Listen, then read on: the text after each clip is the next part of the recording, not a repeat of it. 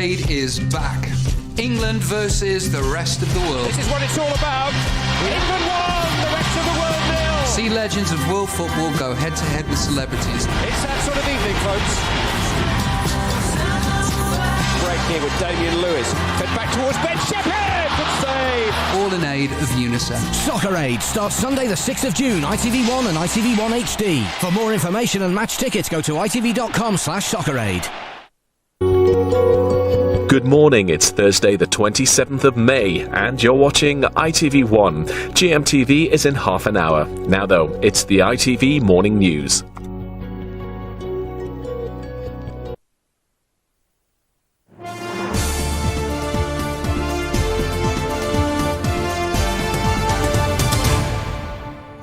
Welcome to the programme. I'm Charlene White.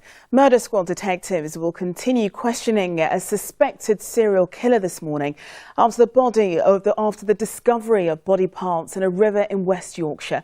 They're almost certainly the remains of Suzanne Blamires, who worked as a prostitute in Bradford. But police aren't just questioning 40-year-old Stephen Griffiths about her murder. They've been talking to him about the murders of 2 other women as well. Emma Murphy reports from Shipley, where the remains were found. Wandering up and down the street waiting for business, these were the very last images of Shelley Armitage.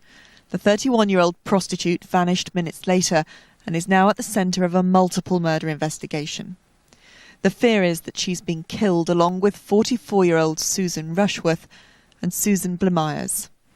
Private ambulance was once again brought to the River Aire in Shipley to take away evidence recovered by search teams.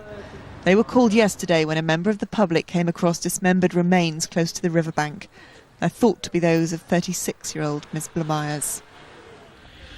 When that discovery was made, police were already questioning a 40-year-old man they'd arrested here in Bradford's red light district. He was being spoken to in connection with the disappearance of Suzanne Blamires. However, shortly after they began speaking to him, they also started to question him over the disappearance of the other 2 women. Officers now have more time to question their suspect as they try to piece together the links between the 3 cases. The man is being questioned on suspicion of the murder of Suzanne Blamires, aged 36, who went missing on Friday.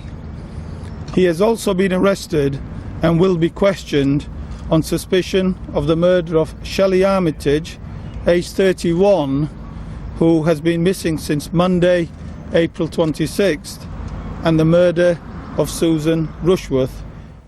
When the body parts were found, they triggered a major investigation.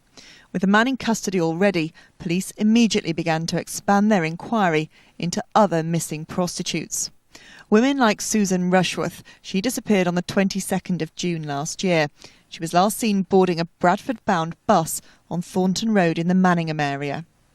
Shelley Armitage went missing a month ago. She was the woman seen here on CCTV in Bradford's red light district. And Suzanne Blamires was last seen on Friday near her home in the Allerton area. She and Shelley knew each other well. With 3 murder investigations underway, Bradford's red light district is now being extensively searched in the hope that after all these months, police may finally establish what happened to the women whose bodies are still missing. It's grim work, and the worry is it could lead them into further investigations.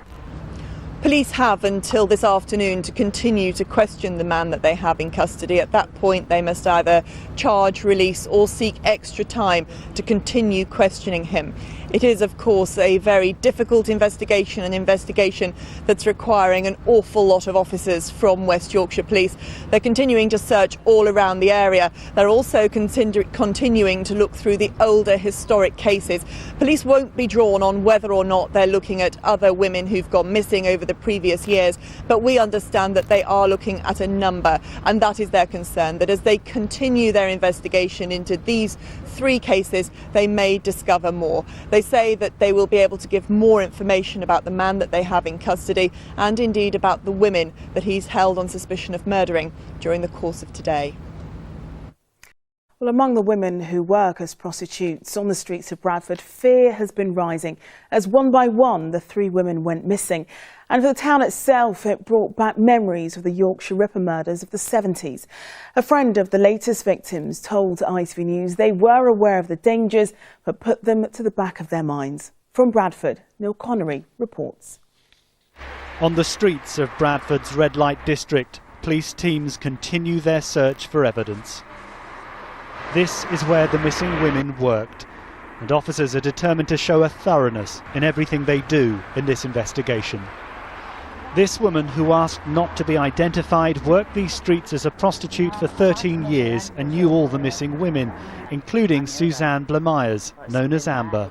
The girls are my life. I've been out here for years, like I said.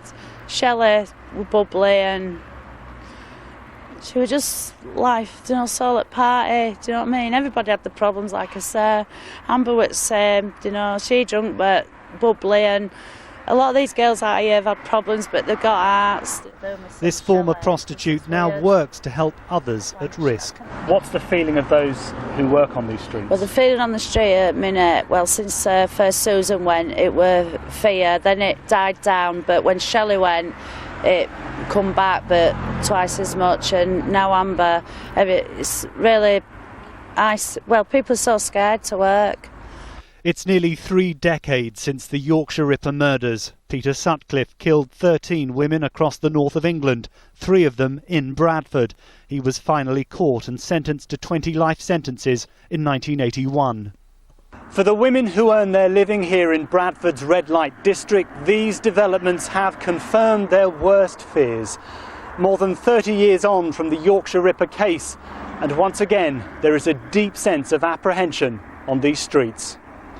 Groups working to help young people leave prostitution behind say the news will only spread fear. They're going to hear this news tonight, they're going to think, oh no, this is happening again, the dangers of the lives which they've not necessarily chosen but which they've been led into, and the risks they're taking, which is very hard to get out of because of the exploitative nature of what they've got into. Not for the first time, this part of West Yorkshire finds itself making headlines for the most tragic of reasons. Neil Connery, ITV News, Bradford. The British couple kidnapped by Somali pirates 7 months ago have managed to make a new appeal to our new government. Paul and Rachel Chandler asked David Cameron to set out his position on their kidnappers' demands in an interview exclusively filmed by a Somali journalist on behalf of ITN. Angus Walker reports. For 7 months, they've been held hostage by pirates in one of the most lawless countries on earth. But Paul and Rachel Chandler, a retired couple from Tunbridge Wells, seem remarkably resilient and in reasonable health. As you can see, we've lost a lot of weight and a lot of fitness, but otherwise we're not physically ill. We're coping and we're resigned to our situation, and we're trying to make the best of it and keep ourselves well. The interview was filmed last Thursday. Local journalist Jamal Osman spoke to the couple. No money ended up in the hands of the hostage takers. The armed pirates are standing behind the camera, but Rachel Chandler is openly defiant. They don't care. We are just animals to them. We've been kept caged up like animals. They don't care about our feelings and our family and our lives and what they've taken. They don't care whose lives they ruin. They just want the money. It's not piracy. This is absolutely not piracy. It mustn't be reported as such. It's kidnapping and extortion and even torture.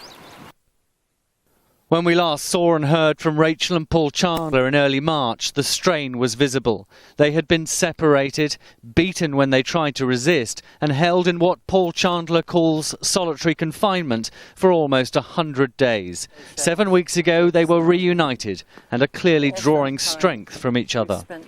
We've been married almost 30 years. So to be separated is real torture. Simply not knowing what was happening and whether we would be together again, when, where each other was real torture, mental torture. Now Rachel is even able to have the occasional smile.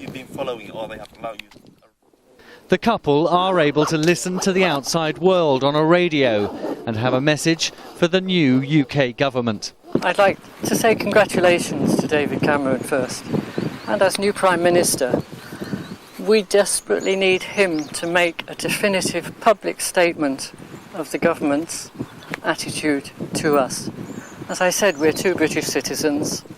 We've been kidnapped in the Seychelles, because it was a perfectly safe place to be.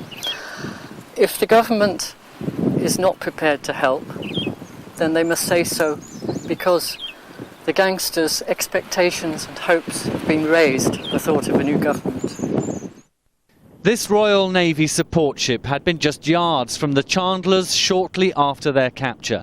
And in January, ITV News reported on the frustrations of an SBS unit who were delayed in getting to the Somali coast and therefore not able to rescue the couple. The fact that we're alive and talking to you suggests that they were right to do what they did. But it really makes them, the whole of that fleet of warships, a laughingstock, and that's what they are, a laughingstock with these people. When they can't stop They can't do anything. The couple were able to deny that Rachel had been raped and shot, examples of pirate propaganda designed to increase pressure on their families, and they had a message for their loved ones in the UK. We are being strong for them because they keep us going, knowing that they are there supporting us and doing everything. We know they're doing their best. It's been 7 months and we know that they must have been suffering alongside us, and we care about them very much. Angus Walker reporting there. Talks to end the disputes between British Airways and their cabin crew staff will resume on Friday. Union members are on the 4th day of a 5-day walkout. More than a third of flights in and out of Heathrow were cancelled yesterday. And staff at BT may also strike. They are angry over plans to give them a pay rise below inflation. The Communication Workers Union said it will ballot up to 60,000 of its members unless a 2% offer is increased by next week. Perhaps working on the principle that all publicity is good publicity, the Duchess of York joked about the newspaper sting that caught her taking cash for arranging meetings with Prince Andrew. She was in New York to publicise her new book. A friend of her ex-husband has told ITV News the Prince is devastated. Our royal correspondent Tim Hewitt reports. She's in disgrace, but not in hiding. At a New York book fair, the Duchess of York even managed to raise a laugh. I suddenly realised maybe I should take a leaf out of one of my own books. And my books are the Helping Hand books. And there's a set of 4. And one of the books is Ashley Learns About Strangers. They are not amused at Buckingham Palace, however. There are reports of talks between the Queen and the Duke of York, not least over whether the Duchess should still live in his house. The Duke himself will talk to his ex-wife when she returns to Britain. Friends say he's tough but fair-minded. I'm sure that Prince Andrew is devastated by this. He knew nothing about it. I've spoken to him 2 or 3 times in the past few days, and he was completely and absolutely ignorant that this is going on. I wouldn't expect anything less, frankly. But it still does hurt the reputation of the country. And if the Duchess is repentant, she still has a streak of defiance. The bottom line is, at the end of the day, you know what? I'm a foghorn for silent whispers. I'm a children's book author. I'm Sarah Ferguson. I'm a mum. And I'm very, very proud of that. Thank you. The royal family has learnt from bitter experience that bad news has a long shelf life. Whatever happens when the Duchess returns home, both she and the Duke of York are going to remain under a relentless spotlight. Tim Hewitt, ITV News, Buckingham Palace. BP says its difficult deep-sea operation to plug a gushing oil well in the Gulf of Mexico is proceeding as planned, and the next 24 hours will determine the operation's success. Here's more from NBC News in America.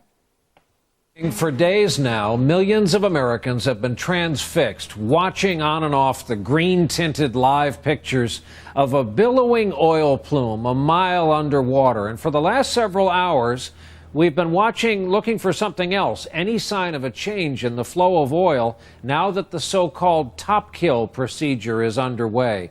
It's the best hope there is right now to stop it. Even if it's stopped tonight, however, this will continue to be a full-scale environmental disaster. It's already killing parts of the Louisiana coastline and ruining a way of life there. And as we saw again today, that's more than some people can take. We begin our coverage again this evening with our Chief Environmental Affairs correspondent, Ann Thompson. Ann, good evening. Good evening, Brian. The spill's toll is now 100 miles of Louisiana coastline ruined by oil, thousands of jobs in limbo, and a culture threatened, which is why all the attention here is focused on that high-stakes drama playing out 5,000 feet under the sea. In a massive pool of oily sheen, these vessels started the long-awaited top kill procedure this afternoon, pumping thousands of gallons of heavy drilling mud under high pressure through the blowout preventer to stop the gushing well. A maneuver never tried before, a mile beneath the sea. And BP says it may be days before we know if it works. The difficulty of this procedure just cannot be overstated. Very difficult, and that's why there's a reasonable chance that it just won't work. The oil, already choking Louisiana's coast, threatening environmental and economic disaster, is igniting its own political tensions. One of Louisiana's most prominent Democrats, James Carville, today went after the Democratic president, Barack Obama. He could be with the Corps engineers and the Coast Guard with these people in Plaquemines Parish doing something about these regulations. These people are crying. They're begging for something down here, and it just looks like he's not involved in this. Man, you got to get down here and take control of this, put somebody in charge of this thing, and get this thing moving. We're about to die down here. In California today, and facing mounting criticism, the president will travel to the spill zone on Friday. We will not rest until this well is shut, the environment is repaired, and the cleanup is complete. This is what the president could see. Wildlife struggling in the crude, booms unable to hold it back, and areas that give life to so many birds, shrimps, and crabs staggered by the pollution. This is what Top Kill aims to stop. The slow, oily destruction of Louisiana's coastal marshes. Louisiana Governor Bobby Jindal hopes Top Kill works, but he's not counting on it. What he wants is to build new barrier islands to keep this from happening, the top item on his wish list for when the president arrives. I'd like him to bring an emergency permit from the Corps of Engineers to allow us to dredge. I'd like him, I don't know how many thousands of feet of hard boom they can fit in Air Force One, but as many as they can. I'd like him to bring authorization for more skimmers, and I'd like him to bring the implementation where every local leader has got an accessible Coast Guard official with decision-making authority. Here on Louisiana's coast, they want the government to take charge. These waters belong to America. These are not BP's waters. And it's time the American government take back these waters and demand that BP do the right thing. Now, the Top Kill procedure could take 2 days to complete in an effort to save what it took nature thousands of years to create. A British soldier was killed in Afghanistan in a gun battle with Taliban fighters. He was a member of 4th Regiment Royal Artillery, his family has been told. His death brings to 287 the number of British personnel who've been killed in Afghanistan since the mission began in 2001. Among those left badly injured by the war is Corporal Ross Austin. For 16 months, he endured one operation after another to try to save his leg, which was damaged by an explosion in Afghanistan. We've been following Corporal Austin's recovery and his decision back in March to have the leg amputated to try to end the agony. Now he's able to walk on his new leg without crutches and almost without pain. Paul Davis met up with him again. Lovely. You know what you're having done today? Yep. Any questions at all? No. Super. Lay back and relax. Ross Austin is no stranger to the surgeon's knife. This will be his 20th operation. He's about to lose the shattered leg that has given him more than a year of excruciating pain. A little bit apprehensive. Yeah. So apart from that, that's what I want. So. This agonising decision had been made by Ross with the support of his family and the respected military surgeon who agree amputation now offers the best chance for the future.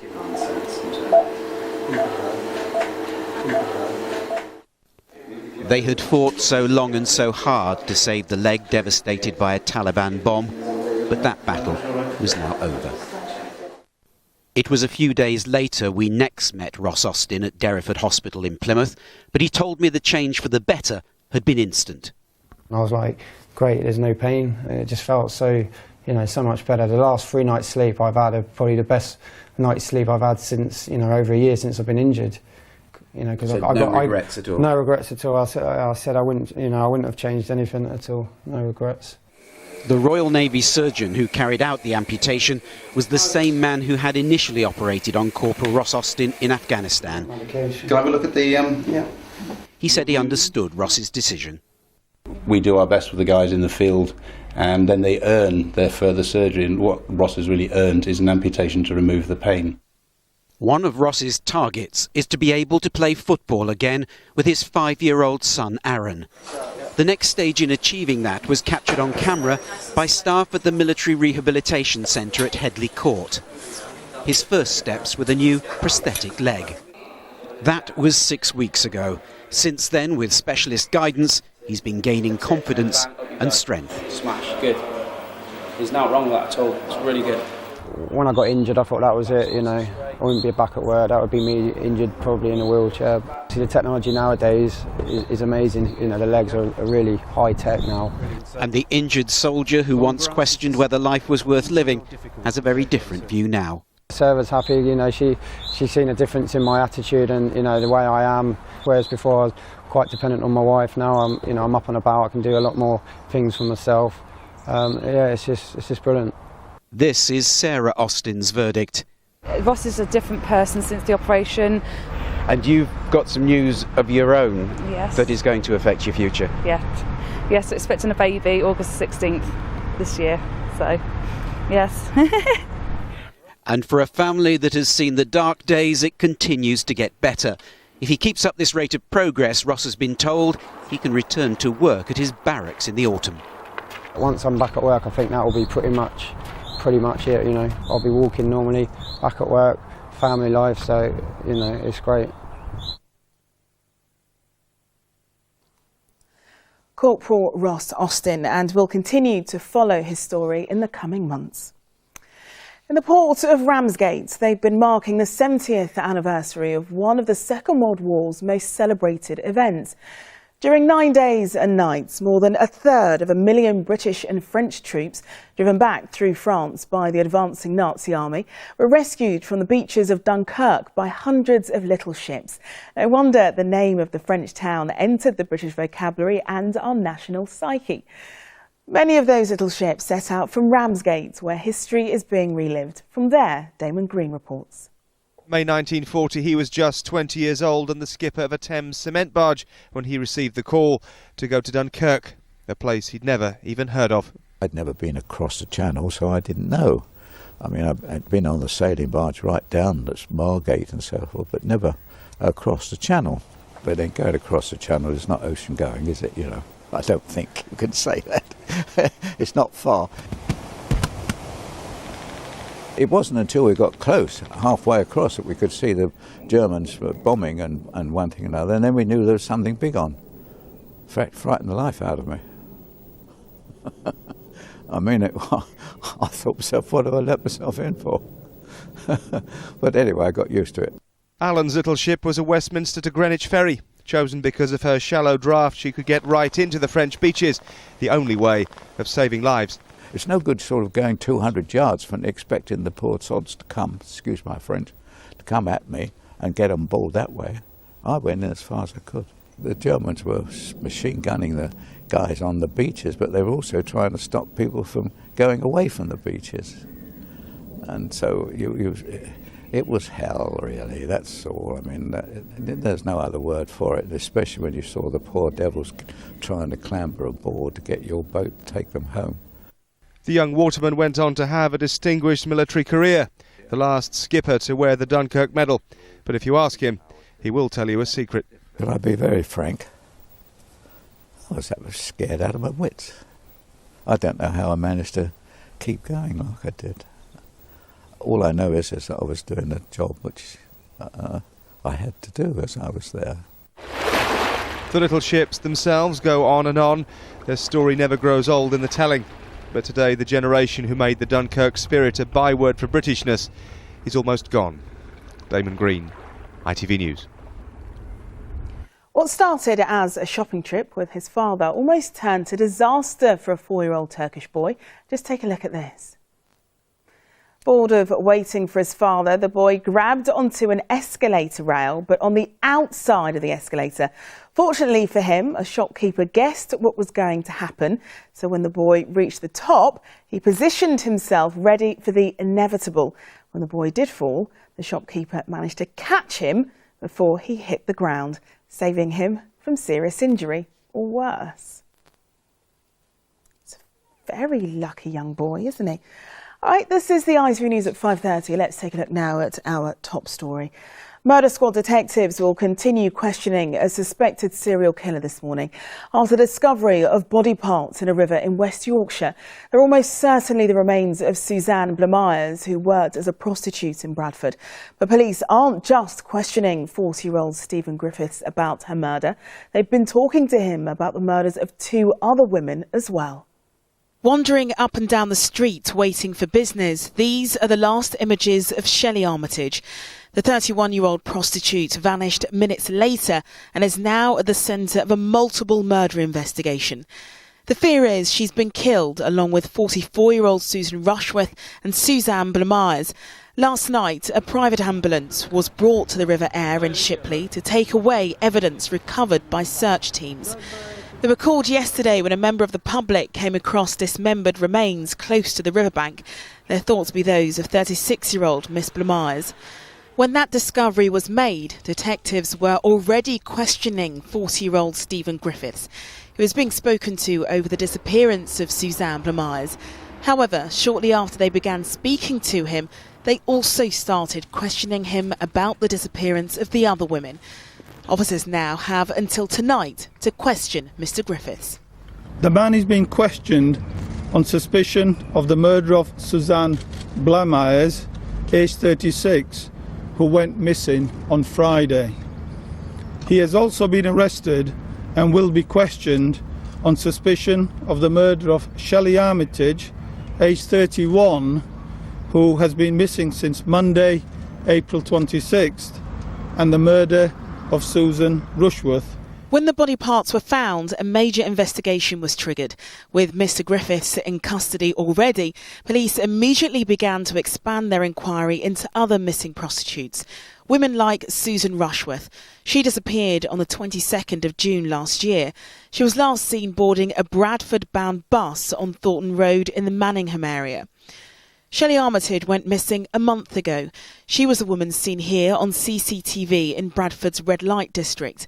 And Susan Blamires, last seen on Friday near her home in the Allington area. She and Shelley knew each other. With 3 murder investigations underway, Bradford's red light district is now being extensively searched in the hope that after all these months, police may finally establish what happened to the women whose bodies are still missing. The worry is it could lead to further investigations. Well, unsurprisingly, that story features on quite a few of the front pages, so let's take a run through. The Daily Mail, their headline, Terror Stalks Ripper's City. The Daily Express, the headline they've chosen, 3 dead, new Ripper terror. They also go on to say the suspect is studying criminology at university. The Sun, uni-boffin quizzed on crossbow cannibal killings. They say they've also got a picture there of the suspect, Stephen Griffiths. The Independent, a gadget too far is what they say. The paper is looking at the hidden cost of high-tech products, focusing on the iPad, which is released tomorrow. The Times, scramble to escape capital gains attacks. There are signs of a rebellion among high-earning Tory supporters worried about the imminent tax crackdown. The Daily Mirror is going with Cheryl Cole. I don't want to see you or hear from you ever again. If you didn't hear, she's getting a divorce from Ashley Cole. The Guardian. Duncan Smith starts welfare revolution. In an interview with the paper, the new Works and Pensions Secretary says he's proposing simplifying the benefit system to make it worthwhile for the unemployed to go back to work. And finally, the Daily Telegraph, woman ordered by judge to have surgery. Doctors have been allowed to forcibly give a cancer patient life-saving treatment against her wishes. OK, that's a look at your morning's papers. And that's it from us. German TV's up next, but we're back with another update at 1:30. So from all of us here, enjoy your day. Goodbye.